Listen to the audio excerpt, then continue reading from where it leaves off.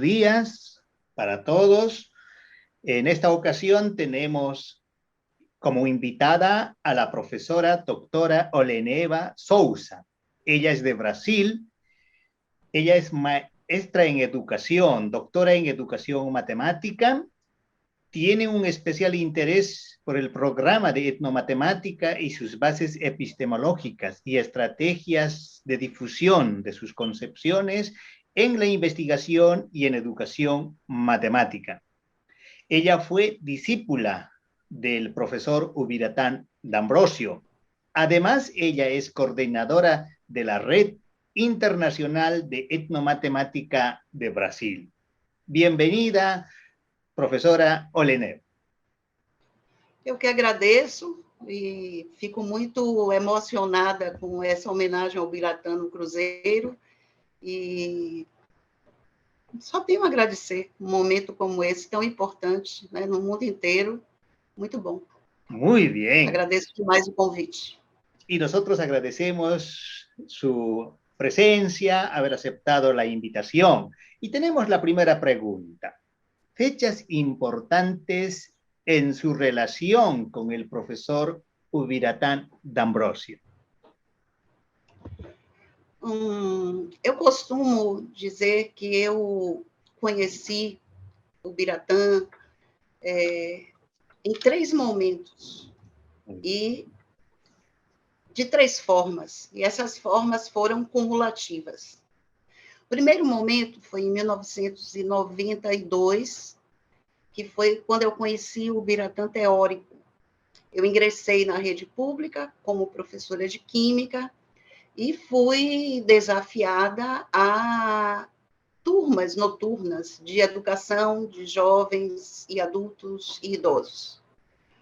Bom, eu tinha muito ânimo e muita vontade de fazer bem feito, mas eu não percebia que eu promovia interesse entre os estudantes, eu também percebia uma incapacidade minha como professora para promover a aprendizagem. Daí eu fui buscar ajuda, e nessa busca eu encontrei etnomatemática, e claro, por trás tinha o professor Ubiratã. Esse encontro teórico com o Ubiratã já me trouxe algum encantamento das suas ideias, e eu comecei a fazer algumas atividades dos conteúdos que estavam no livro de matemática, no currículo formal, considerando as manifestações culturais dos meus estudantes. Apesar de ter dado um passo bom no trabalho pedagógico, eu ainda não entendia muito bem o que era a etnomatemática. E essa foi uma visão primeira que hoje eu reconheço que foi incompleta e impulsiva demais. Okay? O segundo aspecto de Ubiratã que eu conheci foi um Ubiratã teórico prático. Isso foi em 1995, quando ele esteve na Bahia, onde eu moro, na Bahia, para fazer uma conferência no Encontro Baiano de Educação Matemática. Eu morava na ilha de Taparica, decidi atravessar com um filho pequeno ainda, de colo, para ouvi-lo. Né? Como é que ele falava, o que é que ele dizia. O discurso dele é muito emocionante. E foi realmente um discurso maravilhoso.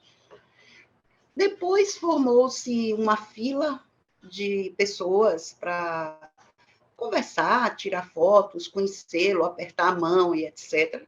E eu também fui para a fila.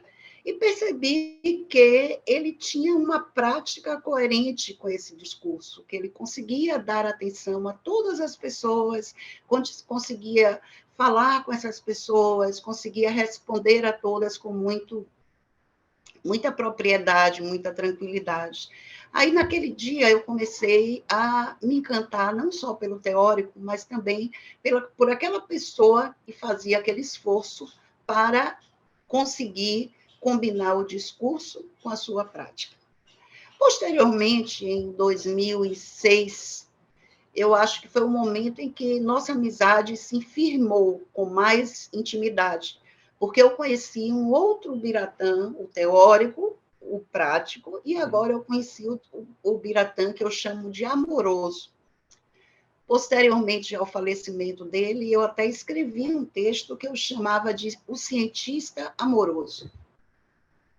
Ele veio fazer uma palestra na Universidade Federal da Bahia, na reitoria da universidade, e eu, com a minha ousadia, decidi convidá-lo para fazer uma entrevista, ele comigo. Essa entrevista seria transmitida ao vivo e ela iria para licenciandos em matemática, em pedagogia, etc., e outros, de toda a Bahia.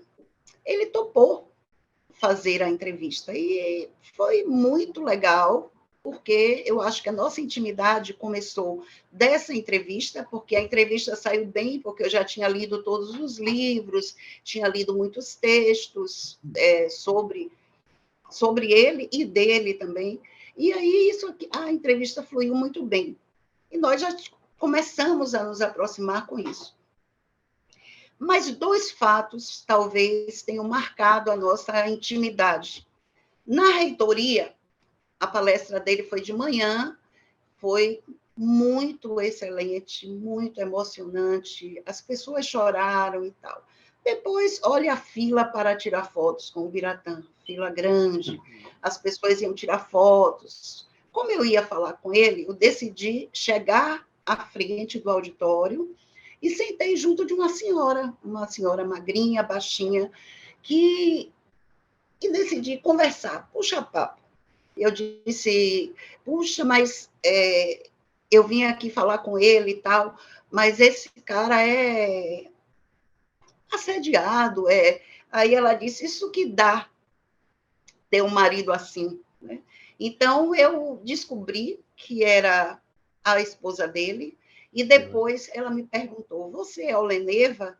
Eu descobri também que ele não apenas disse ou comentou com ela que ia fazer uma entrevista com a pessoa, mas ele disse o nome e disse quem eu era, e disse o propósito. Eu descobri que o Biratã não vivia sem uma relação familiar. Isso ele conhecia nós muito bem, nós conhecíamos ele muito bem. Ele conhecia não só a gente, mas nossa família, nossos filhos, por nome, o que faziam e etc. Aí passou. Depois, a entrevista foi muito bem, nós transmitiu para quase todos os municípios da Bahia, que são 400 e poucos municípios que nós temos aqui no estado da Bahia. E aí houve um problema, porque o Biratã falou na entrevista de paz, falou de amor, falou de afetividade, falou em justiça social. E a fala dele foi entendida pelo diretor da instituição de que ele queria crescer como um líder religioso e estava usando aquele espaço para isso. Bom, ele vetou a exibição da gravação posteriormente, e eu só vim pegar essa gravação e colocá-la de novo para que outros vissem esse ano após a morte dele, em 2021, no tributo que fizemos a ele. Bom, o fato desse entendimento totalmente equivocado do diretor da instituição fez nós darmos muita risada e, claro, criou uma intimidade, porque a partir daí nós começamos, de fato, a fechar uma amizade, né? E essa amizade rendeu para mim também muitas aprendizagens. Então, eu conheci aí o Biratã teórico, o Biratã prático, muito coerente o discurso dele com a prática, e o Biratã amoroso com as pessoas, respeitoso e que envolvia também as famílias. Excelente, profesora Oleneva.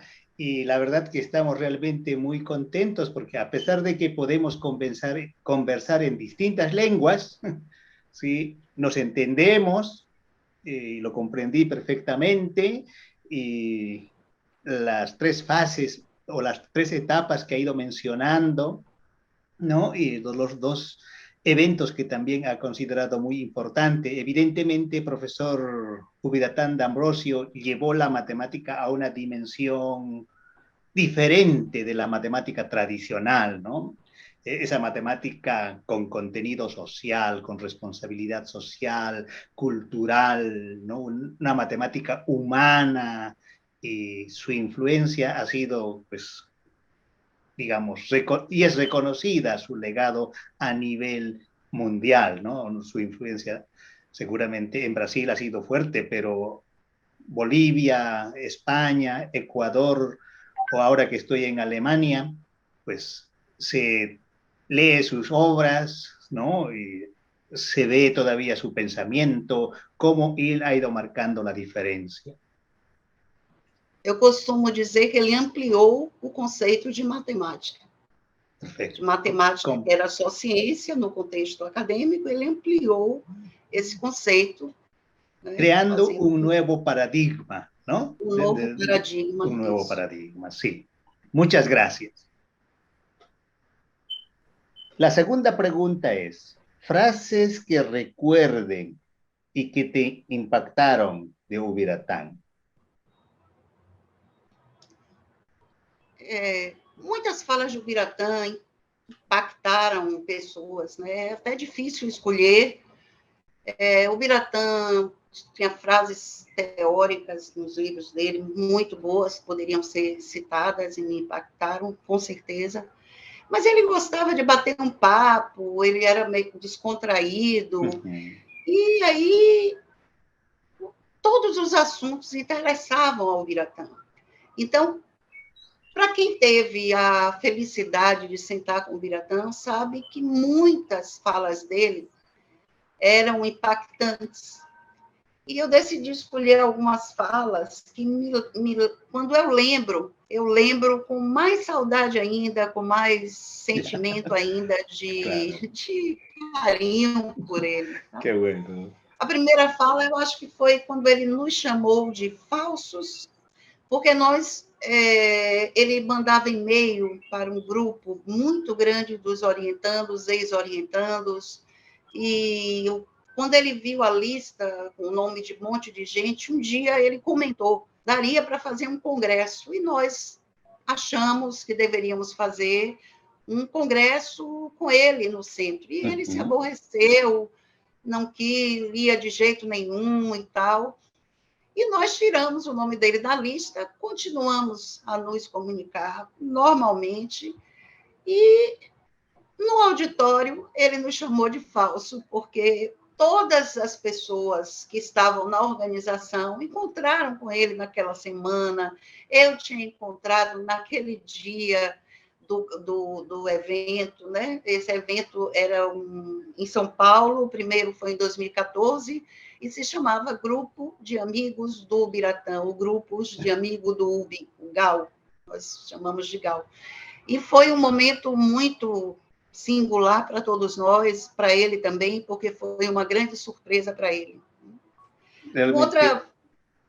Realmente un evento significativo, ¿no? Y alrededor de él y alrededor de la matemática que se ha hecho este grupo, ¿no?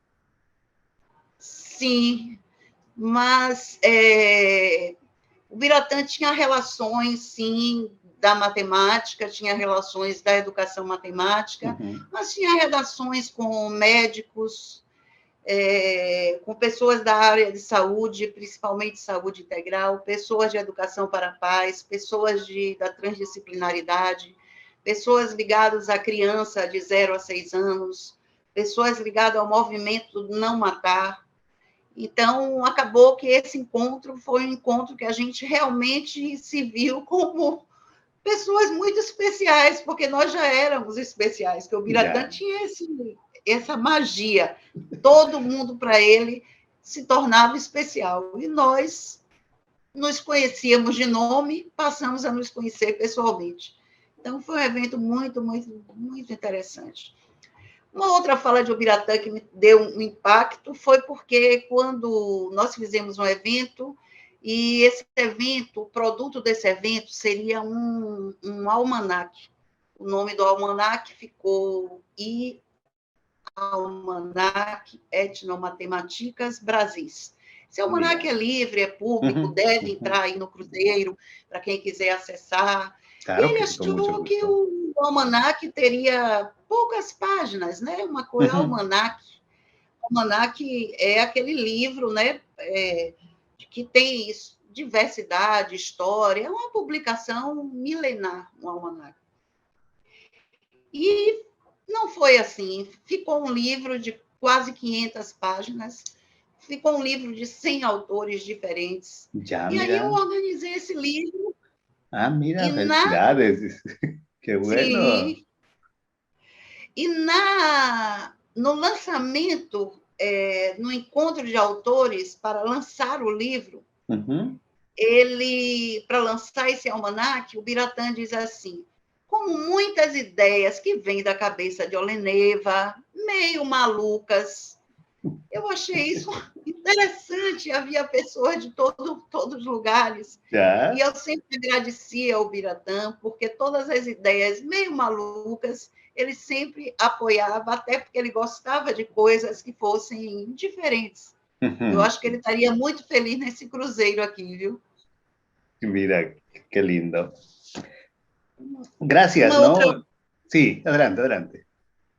uma outra coisa que eu acho que me impactou muito foi uma vez que eu fiz algo que eu não deveria ter feito.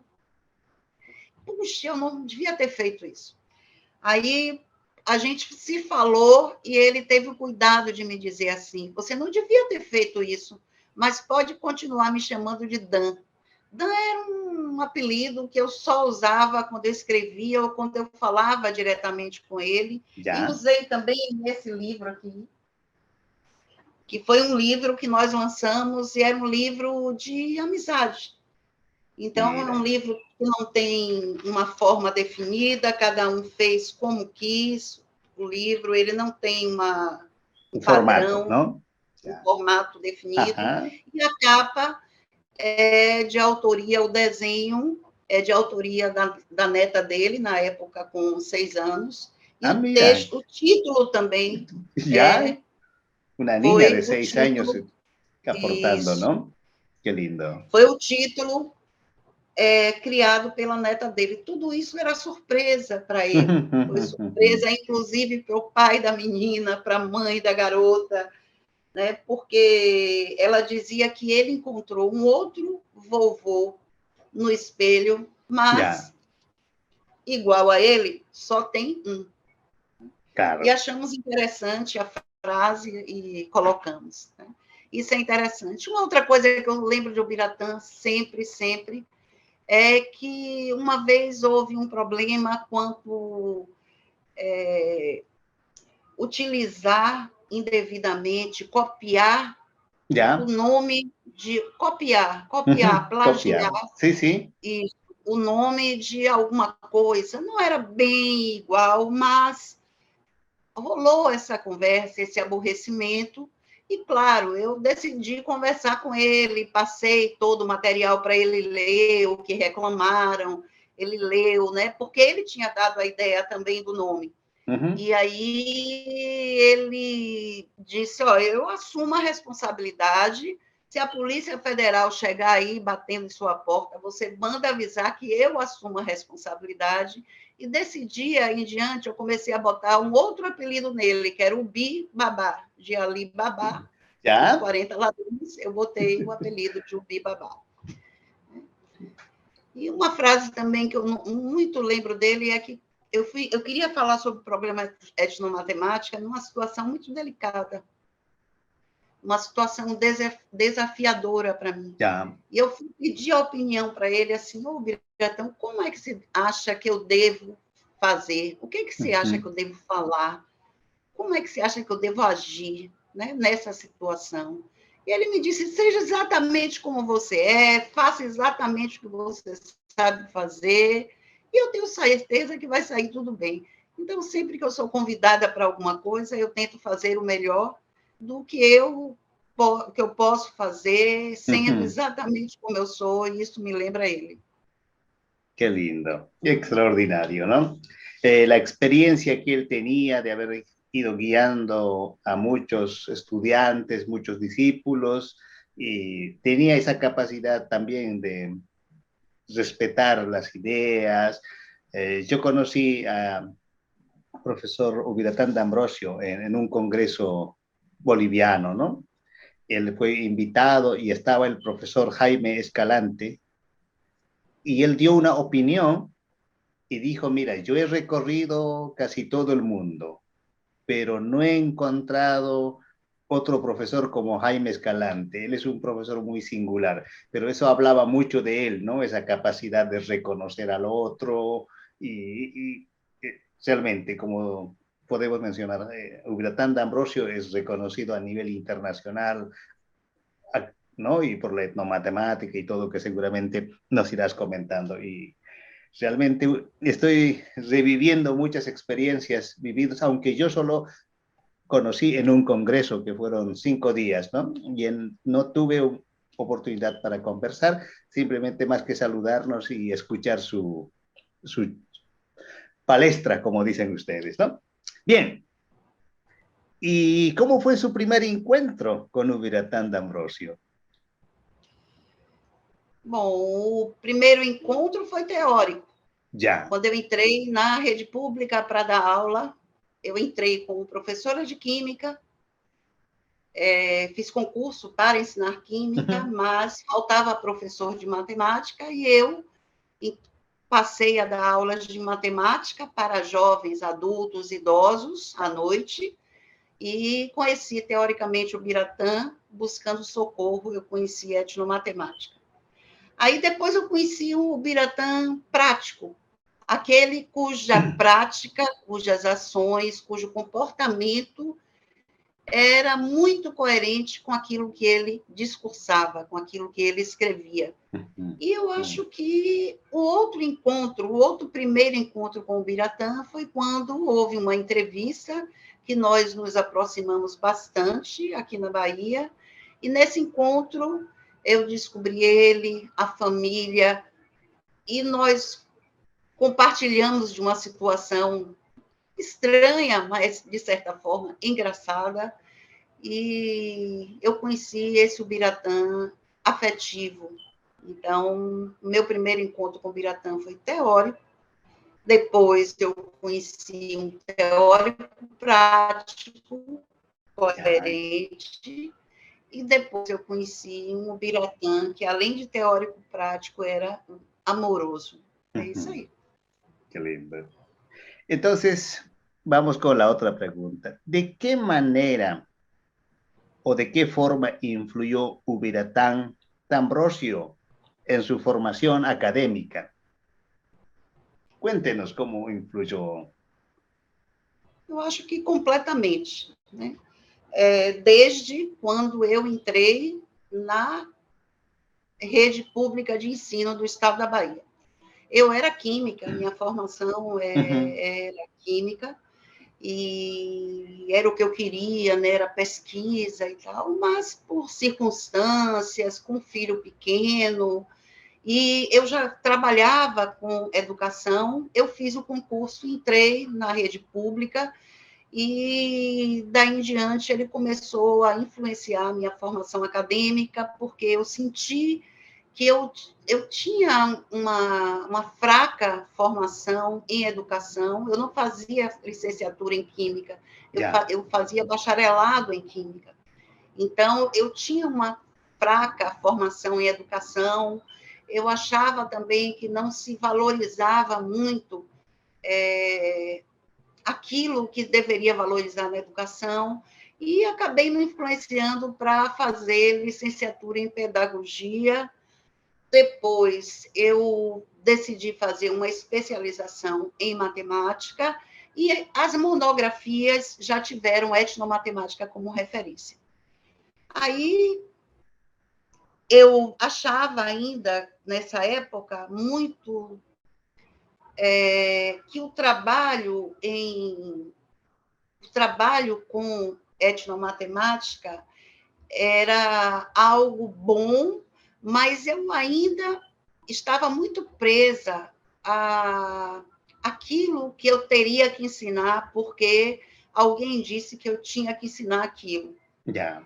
E óbvio, porque aquilo cairia nos nos exames externos, nos exames para ingressar no ensino superior, nos empregos e etc. Bom, aí começou a me dar uma inquietação, de algum modo, né?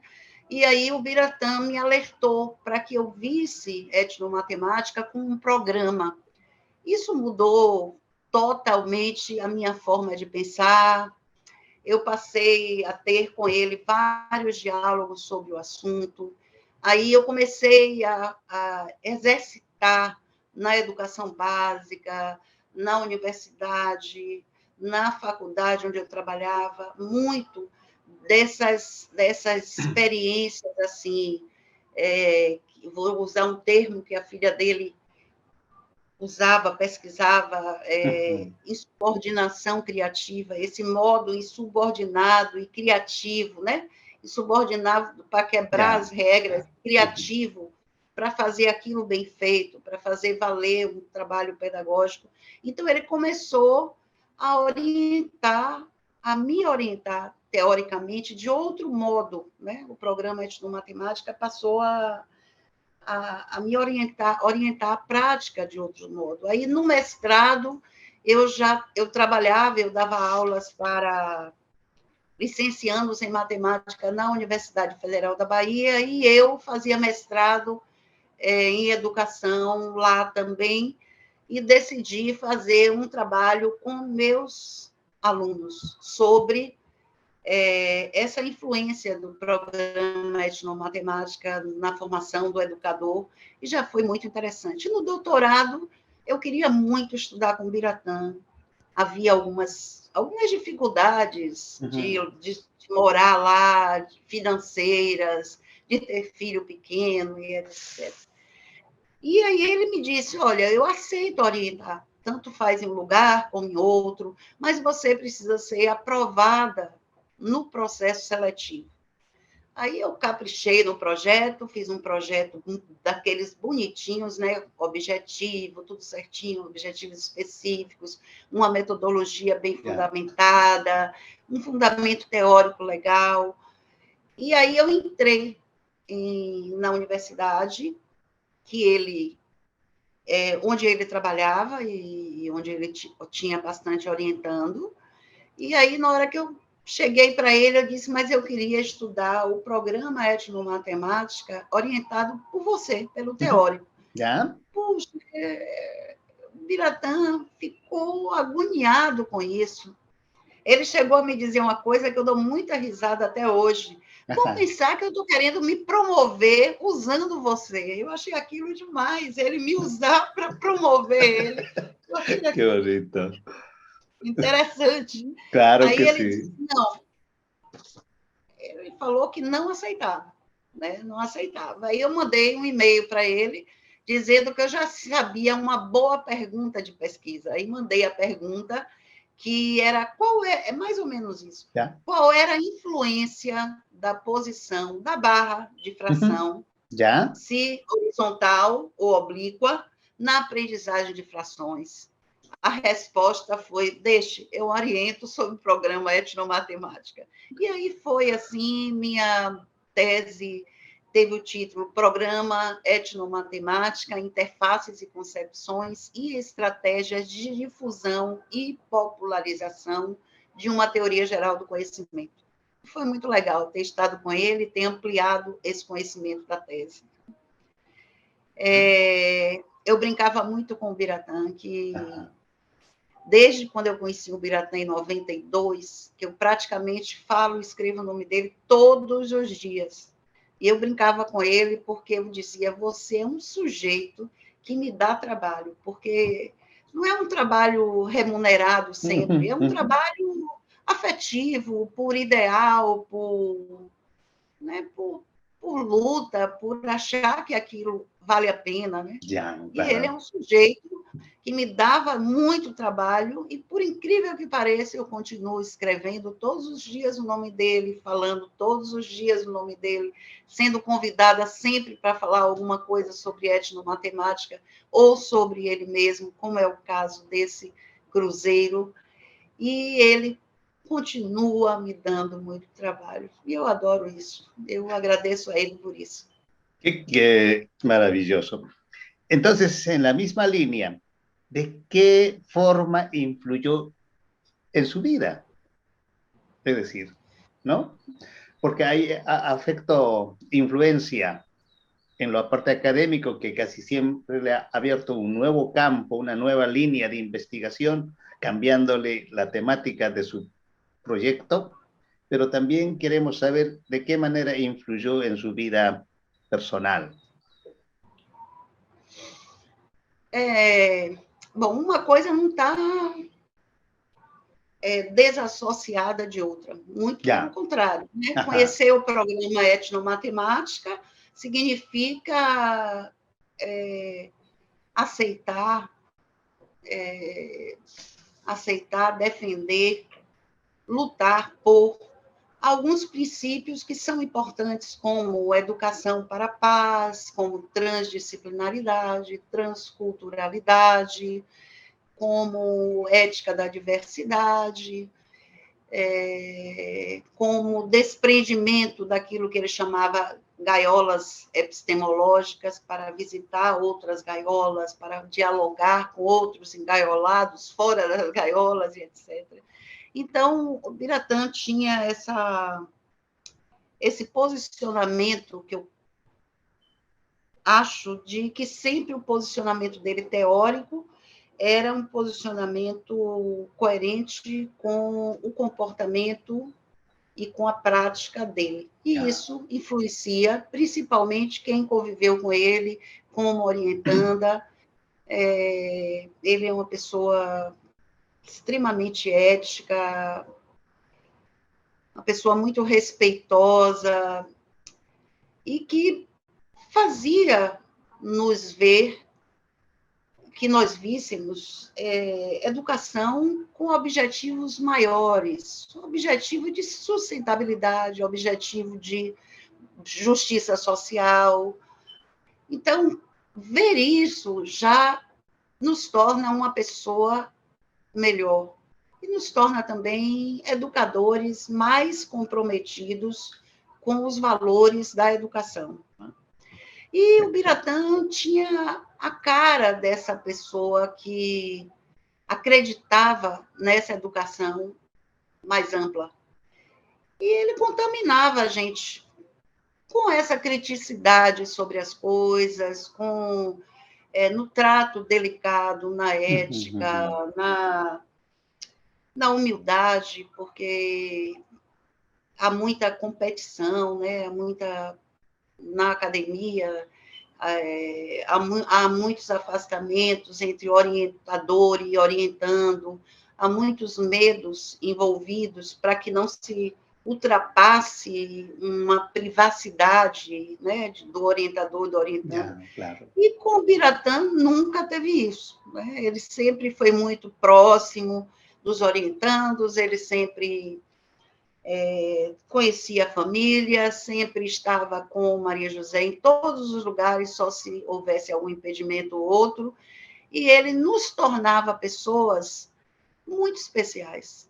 Ele era mágico nisso. Podiam ter 100 pessoas. Você está me dizendo, Abdon, que você esteve num evento com ele na Bolívia. Claro. Muitas pessoas vão falar com ele. Ele fazia uma mágica de dar atenção a todos. No tempo que eu convivi com pessoas em eventos organizados, eu nunca vi ninguém reclamando que o Biratã deixou de dar atenção. Não era porque era uma pessoa importante hierarquicamente, era porque era alguém que ia falar com ele e ele considerava que aquilo que a pessoa ia falar, de fato, era algo importante, era algo especial, e ele sempre dava essa atenção. Bom, isso contaminava a gente, e eu acho que não só contamina por uma influência pessoal, mas para uma defesa de que a gente consiga realmente chegar a um mundo mais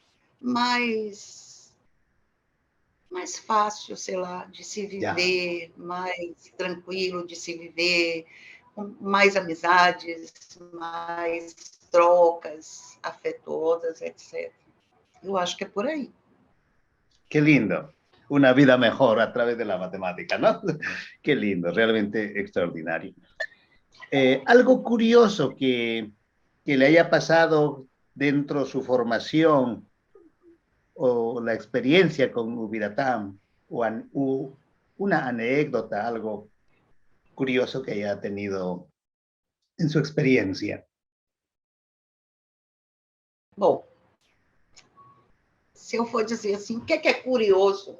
Ele era uma pessoa curiosa, mas não, eu falo assim, ele era curioso. Claro que ele era curioso porque ele mexeu tanto que acabou descobrindo, mexendo em algo que as pessoas não tinham pensado. Mas o próprio Biratã era uma pessoa curiosa, porque ele não era, vamos pensar assim, ele contestava com uma habilidade muito grande, ele apresentava ideias novas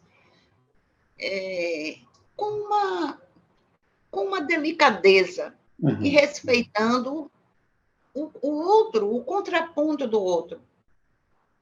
Isso nem todos sabem fazer. Né? Às vezes se tem um posicionamento hostil, mas com ele era bem diferente, tá? Ele era um sujeito curioso. E ele tinha, assim, uma aproximação grande com os orientandos. Uma aproximação mesmo, intimidade, conhecia todos. Familiar, não? Muito familiar, muito. Eu tive um problema familiar grave, e por conta de doença na família, e as pessoas vão se afastando, porque você não pode trabalhar como você está trabalhando, você não pode seguir no mesmo ritmo que você está.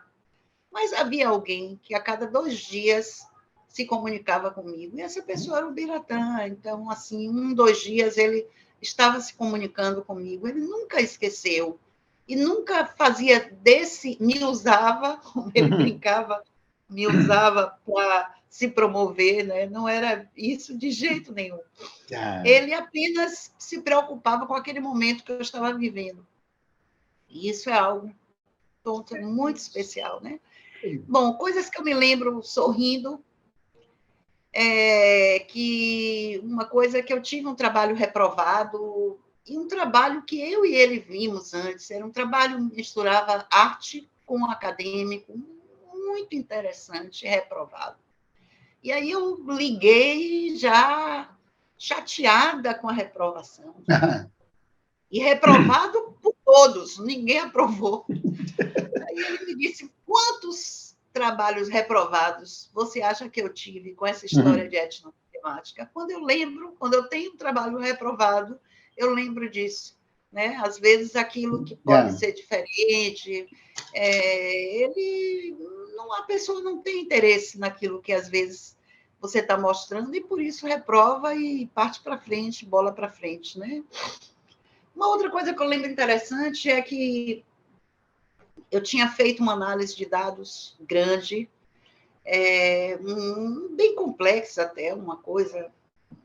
E ele, depois que me deu um trabalho danado de fazer aquilo, ele me disse assim, olha, tire isso tudo.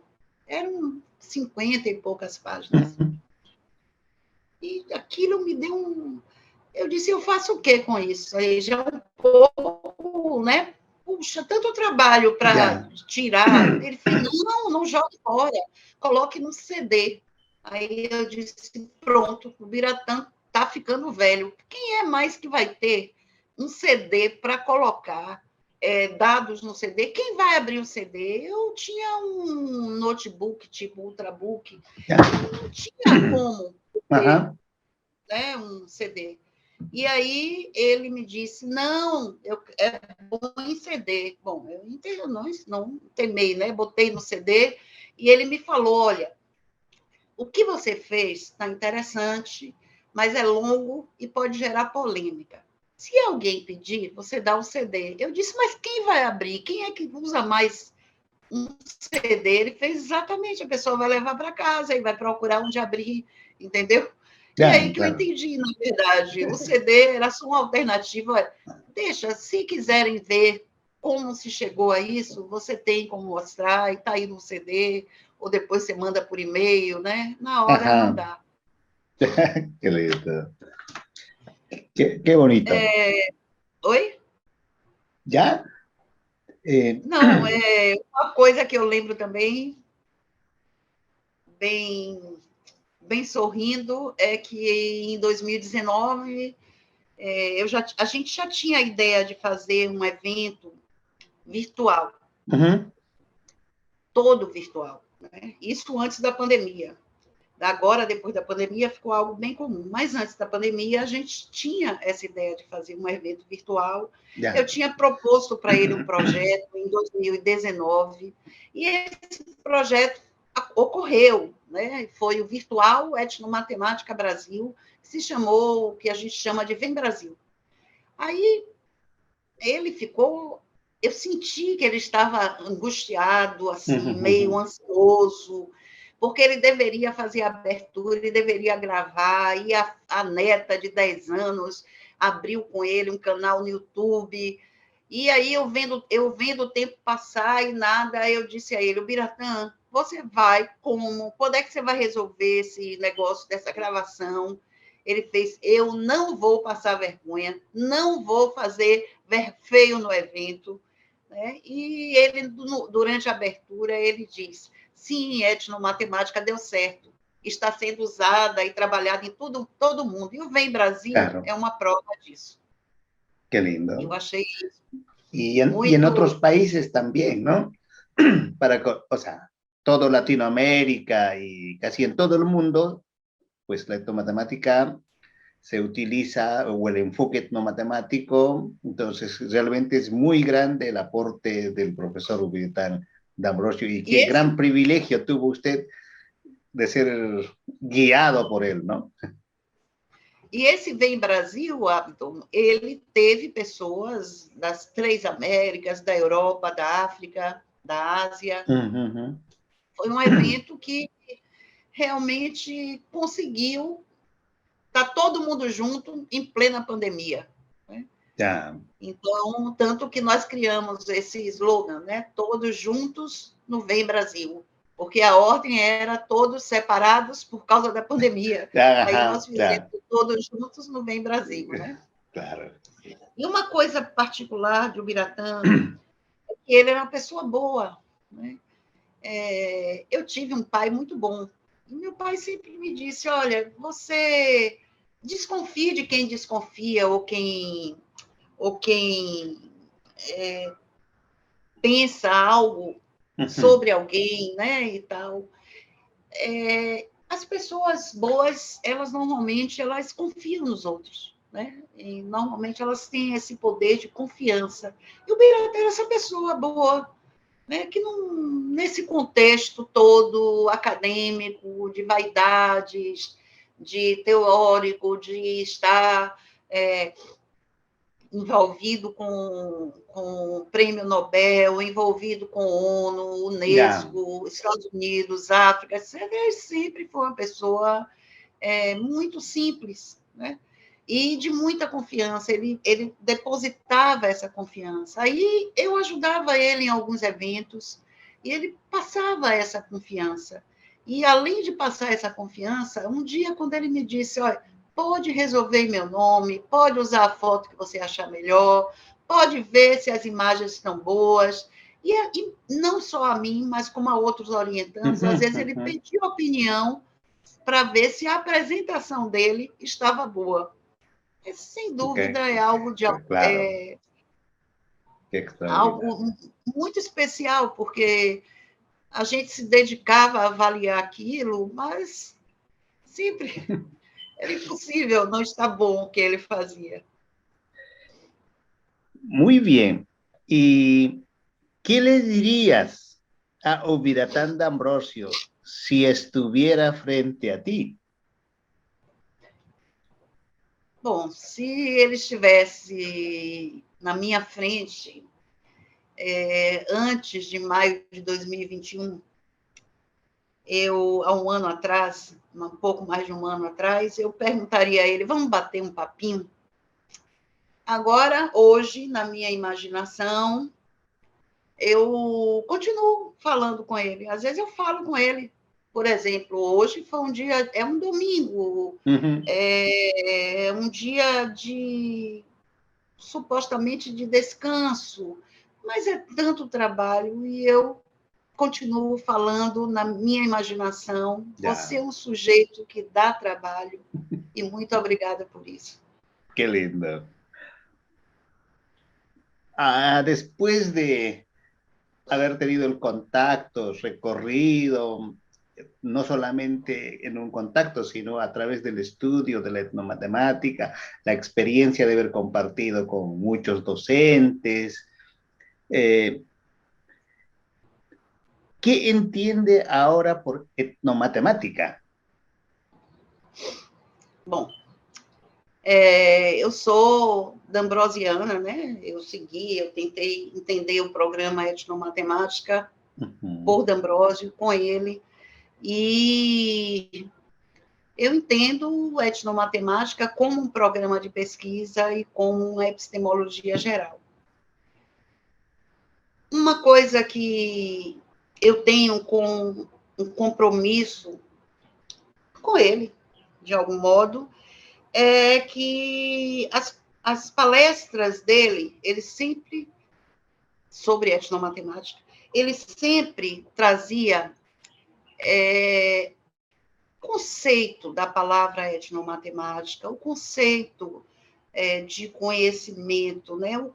Os conceitos que são essenciais para se entender etnomatemática como um programa de pesquisa, para se entender qual é o núcleo que sustenta esse programa de pesquisa.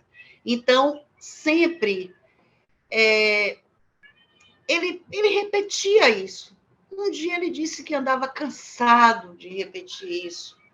E aí eu disse, mas sempre tem pessoas que são novos pesquisadores e que podem aprender com isso. E ele disse, não, o problema é que eu já estou ficando velho e fica parecendo que eu estou ficando gagá, né? Gagá, palavra de troco e tal. Claro. E eu tenho essa responsabilidade, porque eu disse a ele que eu me comprometi em repetir, né, enquanto eu pudesse.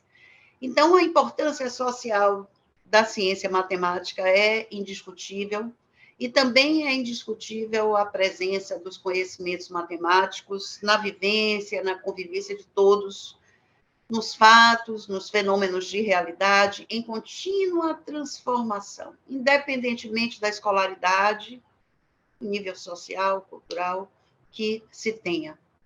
E também independentemente do acesso aos conteúdos cientificamente organizados, que a pessoa tenha, sempre vai ter conhecimento matemático se manifestando de algum modo.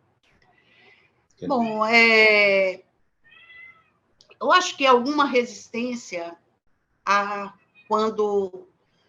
para se ver como etnomatemática como um programa de pesquisa, como epistemologia geral, a resistência é aceitar a matemática, é ver como matemática esses conhecimentos que todo mundo faz, normalmente, esses conhecimentos socioculturais, e é isso que faz com que etnomatemática seja uma epistemologia geral.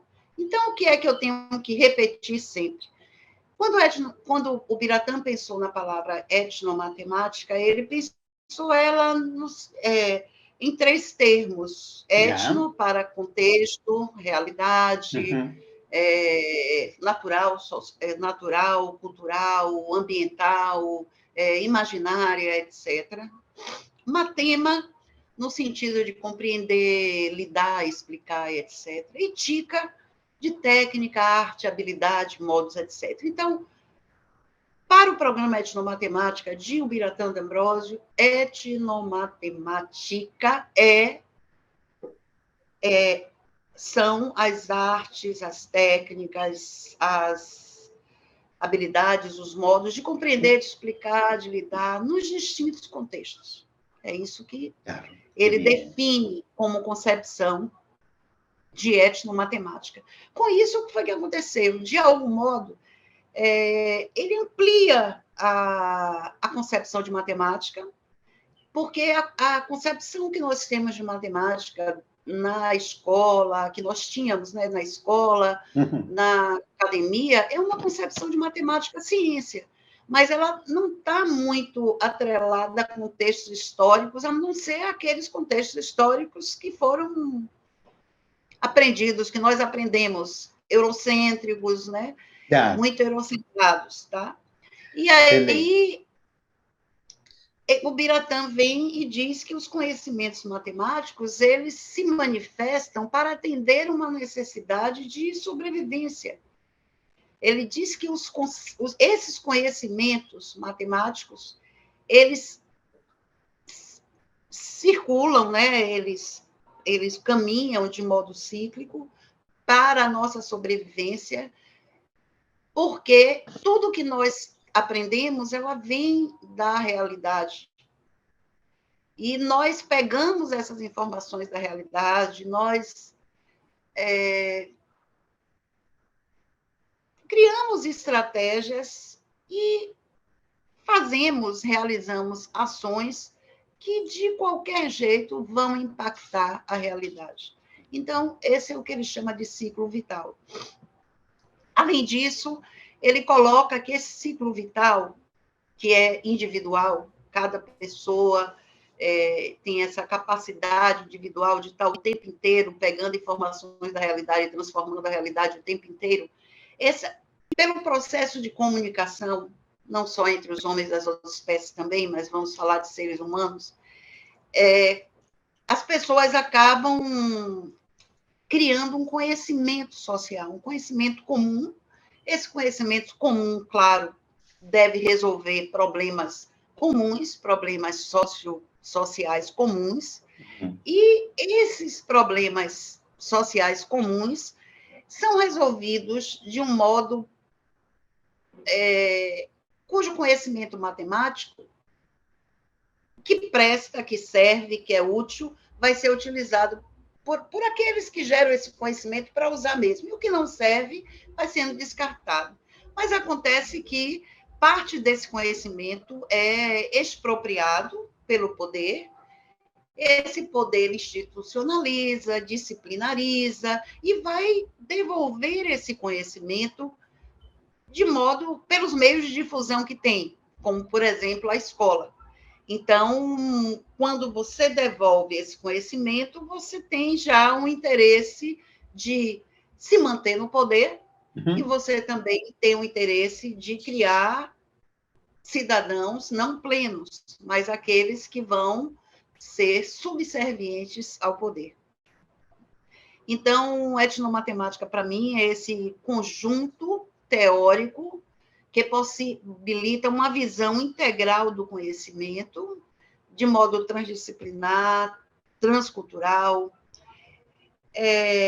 que está sempre associado ao sociocultural, à política, e que a gente só consegue perceber se a gente der uma escapulida das gaiolas epistemológicas que eram metaforizadas por Ubiratã. Muchas gracias, que realmente nos ha ampliado esa visión, un nuevo paradigma de las matemáticas, ¿no? Esa matemática que empodere al estudiante, que empodere al maestro. Realmente estamos disfrutando de todo lo que Ubiratán ha dejado como legado, ¿no? Y la otra pregunta sería, ¿qué importancia tiene para un maestro de matemáticas conocer acerca de la etnomatemática? Toda. Toda, ¿verdad? Muito bom que ele conheça. Como diz, nós fizemos uma publicação em 2020, que foi um e-almanac Etnomatemáticas Brasis, e um dos autores foi um etnógrafo muito importante para o programa Etnomatemática, professor Eduardo Sebastiani Ferreira. E ele, no texto dele, ele coloca a etnomatemática como uma filosofia. Ele diz que, provavelmente, é graças à etnomatemática que não se ouve mais falar em matemática como verdade absoluta, matemática como infalível, né? Eu acho que isso aí já é um grande princípio. Mas se o professor entende etnomatemática como um programa, ele vai estar atento àquilo que os sujeitos fazem para sua sobrevivência, aquilo que os sujeitos fazem para sua transcendência, e não vai jamais entender que matemática é o que está na escola, e o que eles fazem são fazeres, são folclores, são qualquer coisa, mas que não é exatamente conhecimento. Não é? O Biratã tinha uma coisa interessante que ele dizia: você só faz o que você sabe, e você só sabe o que você faz. Então, fazer isso o fazer e o saber para ele eram praticamente, não havia uma dicotomia entre os dois, do ponto de vista dele, porque isso é o próprio conhecimento. Então, o professor que tem o conhecimento do programa etnomatemática, ele vai considerar todos esses conhecimentos que se refletem no currículo escolar, no currículo real da escola, né? Ele vai buscar uma visão crítica da sociedade, vai buscar utilizar melhor os instrumentos socioculturais atuais, vigentes, né? Nós passamos por uma pandemia, e antes da pandemia, celular era condenado, às vezes os computadores ficavam obsoletos. Eu trabalhei em educação básica porque os alunos iriam destruir o computador, né? Que é uma visão de velho isso, né? O computador fica ali parado, ninguém usa, e aí ele se torna totalmente obsoleto, né? Obsoleto. Mas quando o professor percebe que ele precisa utilizar esses instrumentos comunicativos, que é a literacia, analíticos, que o Biratã chamava de materacia, e materiais, que ele chamava de tecnoracia, ele chamava isso do currículo trivium. Ele só pode fazer isso se relacionando bem com a realidade. E a realidade tem problemas, a realidade tem os conhecimentos que são manifestados, a realidade tem possibilidade de mobilizar os estudantes para resolverem os seus problemas reais. E uma coisa que o programa Etnomatemática também promove é um pensamento político de que eu não posso dar ao meu aluno o mínimo necessário para ter o mínimo da sua vida. Isso é uma coisa que a gente tem que ter muito cuidado, porque às vezes a gente dá o mínimo e nem se atenta que esse mínimo pode ser somente criar uma servidão ao poder. Uma outra visão que favorece o professor é quando ele passa a entender que a matemática, a ciência matemática, também é uma etnomatemática. Esse é um entendimento que é importante. Sim, um entendimento importante, porque a matemática que a gente trabalha na escola é uma matemática do contexto acadêmico, né? Mas outros que nunca foram à escola também têm um conhecimento matemático, desenvolvem, porque senão ele não consegue viver, não consegue transcender, né, espacialmente, temporalmente, etc. Eu acho que é por ahí.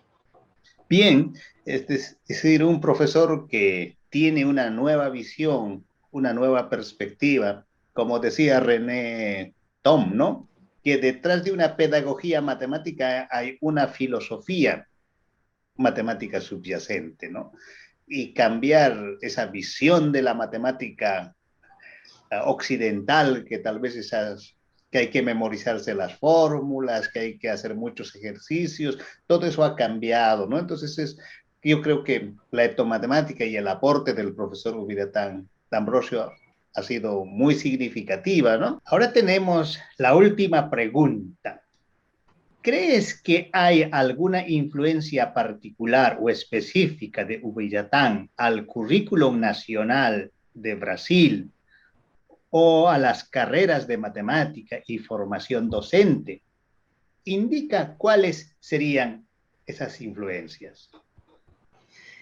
Eu acho que é claro que tem uma influência muito grande de Ubiratã, tanto no currículo do Brasil, como no currículo de outros países também, e tanto nas carreiras de matemática e de formação de professores no Brasil, como internacionalmente também. Primeiro marco, eu acho, dessa influência particular de Ubiratã nessa história de educação matemática está porque a pesquisa em educação matemática no Brasil, podemos dizer que ela teve raízes etnomatemáticas, porque o primeiro programa de pós-graduação no país, o Ubiratã estava no grupo que o organizou.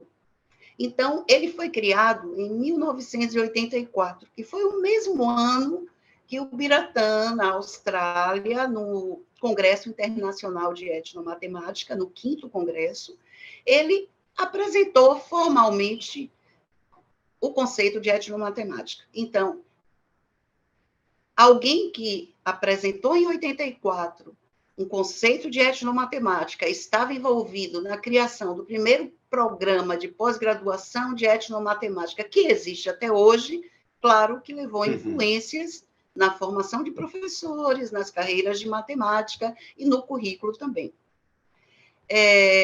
Um etnógrafo muito importante para o programa Etnomatemática, o professor Eduardo Sebastiani Ferreira, diz que etnomatemática pode ser vista como uma filosofia, porque depois dela ninguém mais tem coragem, nenhum professor tem coragem de falar que matemática é uma verdade absoluta, nem que ela é o conhecimento mais puro que existe, etc.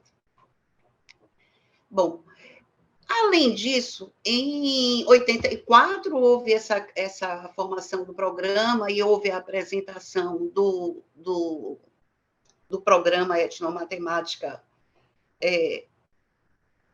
do conceito de etnomatemática para o mundo. Um ano depois, eles criaram a Sociedade Brasileira de Educação Matemática. Um grupo de pessoas, eles estavam no México, num congresso, e aí lá viram que não havia no Brasil.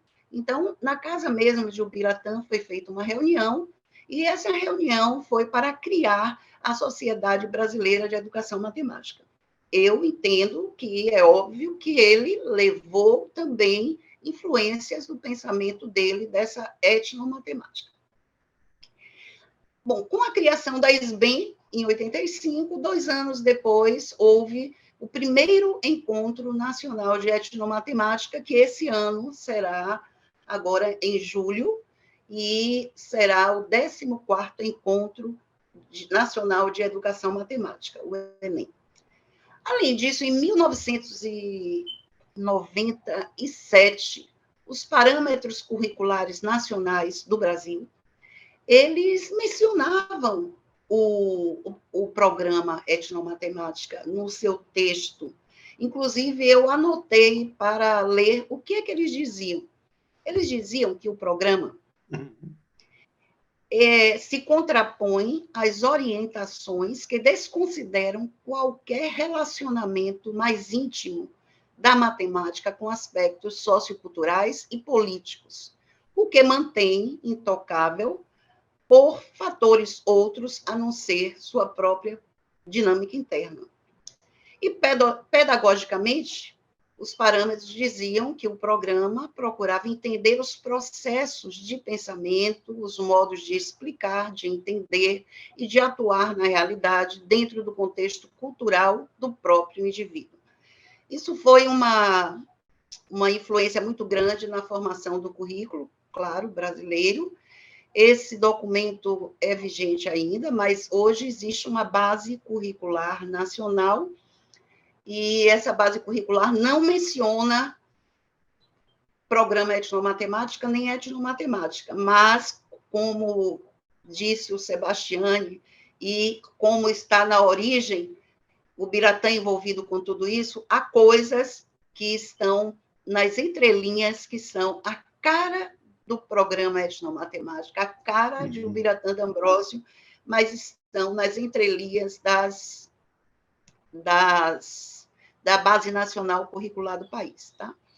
Além disso, eu acho que tem um outro detalhe, porque o professor Biratã, ele ocupou várias funções. Ele foi pesquisador, foi educador, foi orientador, e não só em etnomatemática, mas em matemática, em educação matemática, em história da matemática, filosofia da matemática, até outras áreas também. Uhum. E ele sempre se envolveu com questões mais amplas, tipo, e defendia que essas questões deveriam ser o objetivo maior da educação.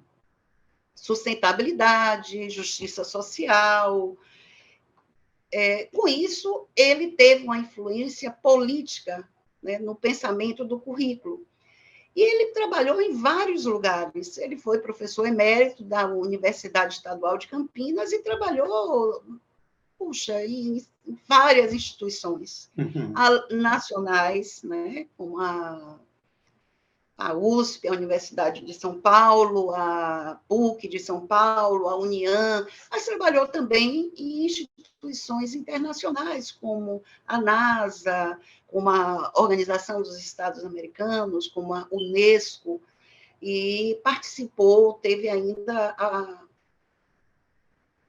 o momento dele, que ele participou do movimento PUGAS, que esse movimento recebeu o prêmio Nobel quando ele fazia parte também, Nobel da Paz. Né? Então, eu acho que tudo isso não deixa de ser uma influência do pensamento dele, sendo lembrado ou não, explicitamente, em base, em qualquer coisa, o pensamento dele está lá. Particularmente em relação à formação de professores, ele é um precursor da ideia de se usar a tecnologia na educação. E ele pensava, e pensa, né, porque a história está aí dele, que o currículo deveria ser um currículo trivium, um currículo que considerasse os instrumentos socioculturais vigentes, e que esses instrumentos saem dessa realidade e vão influenciar a realidade. Então, ele dava um nome para, quer dizer, esse nome já existe, literacia para os instrumentos comunicativos, materacia para os instrumentos materiais e tecnoracia para materacia para os instrumentos analíticos e tecnoracia para os instrumentos materiais, incluindo o próprio corpo. A defesa é que tudo isso trabalhe junto. Nós tivemos agora um período de pandemia. Eu fui professora há 27 anos da rede pública e de educação básica também, e ouvi muitas vezes que os alunos não poderiam entrar na sala de computação para não quebrarem os computadores. Aí depois os computadores ficavam obsoletos e não serviam mais. Ouvi muitas vezes que não se podia jamais usar o celular na sala de aula. O Biratã sempre defendeu isso, máquina de calcular e outras coisas, desde sempre ele sempre defendeu, porque era a tecnologia, é a tecnoracia que está ali naquele momento e que você não pode negar ao sujeito daquele momento. Tá? A pandemia mostrou que sim, eles são importantes, e eles que foram a alternativa principal para a gente conseguir fazer educação e fazer pesquisa dentro da pandemia. E, claro, que os jovens tiveram a oportunidade de nos ensinar muito sobre isso. Por fim, eu acho que é indiscutível a influência dele no currículo, é indiscutível a influência dele na concepção de matemática, e é indiscutível a influência dele na formação de professores. Às vezes nem lembram dessa história toda, às vezes não mencionam, às vezes não sabem e contestam, não, a base não tem nada a ver com etnomatemática, mas tem. Ela está no início da história da educação matemática aqui no Brasil, e talvez fora, no mundo todo também. Qué lindo, muchas gracias.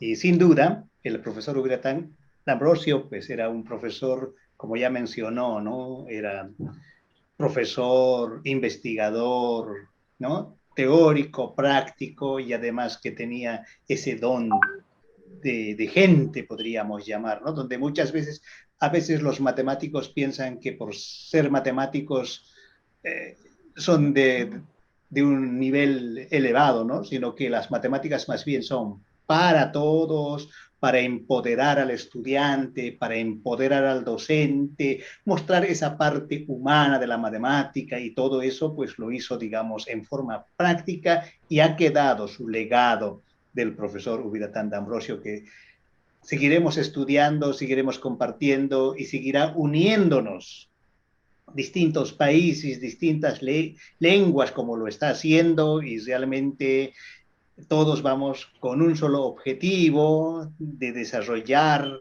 ese campo de la educación matemática, ¿no? Que también al cual se suma CIFEMAT, ¿no?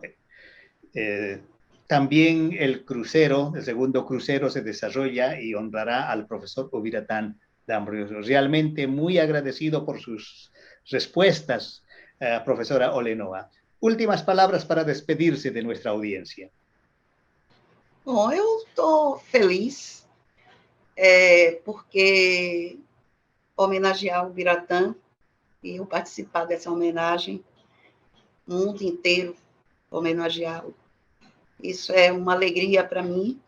Eu estar participando desse processo, desse momento, é algo muito importante. Eu tenho muito a agradecer ao CIFEMAT, à Abdon, que fez esse convite, e é isso. E tentar realmente levar, difundir mais, né, popularizar mais, já que é uma matemática do povo, né, popularizar mais o que é etnomatemática. Eu acho que esse é um papel que eu gosto de assumir, e essa é uma oportunidade. Tá? Eu desejo a todos uma ótima viagem nesse cruzeiro.